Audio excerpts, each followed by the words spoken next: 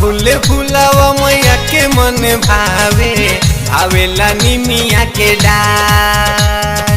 अड़हुल फुलावा मैया के मन भावे भावेला निमिया के डार। सुनो रे सुनो रे सुनो सुनो रे मलिनिया बेदना फुलावा के हार। सुनो रे सुनो रे सुनो सुनो रे मलिनिया बेदना फुलावा के हार।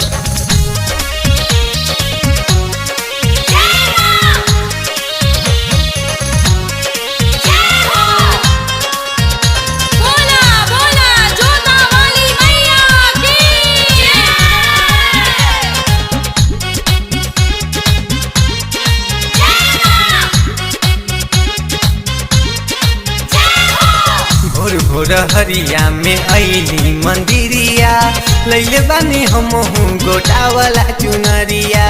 लैले बानी हमहू गोटावाला चुनरिया। कलसा धरल बाटे जइया उगाता होला पूजनवा पूजाई के बेरिया।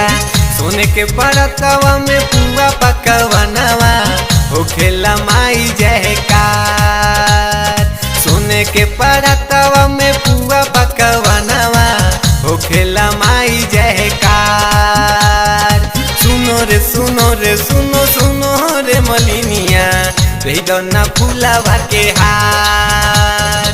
सुनो रे सुनो रे सुनो सुनो रे मलिनिया बेदना फुलावा के हार।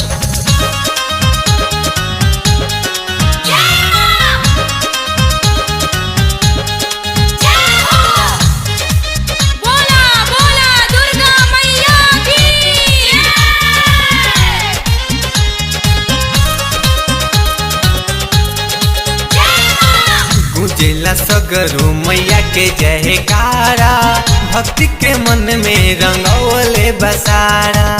भक्ति के मन में रंगौले बसारा। बेली चमेली के फूलवा ले अइनी गोबरा से लिपनी मंदिर के ओसारा। गौतम विकास गावे माई के भजनवा करेला माई के पुकार। गौतम विकास गावे माई के भजनवा करेला माई के पुकार। सुनो रे सुनो रे सुनो सुनो रे मलिनिया बेदना फुलावा के हार। सुनो रे सुनो रे सुनो सुनो रे मलिनिया बेदना फुलावा के हार। अड़हुल फुलावा मैया के मन भावे भावेला निमिया के डार। अड़हुल फुलावा मैया के मन भावे भावेला निमिया के डार। सुनो रे सुनो रे सुनो सुनो रे मलिनिया बेदना फुलावा के हार। सुनो रे सुनो रे सुनो सुनो रे मलिनिया बेदना फुलावा के हार। फुलावा के हार।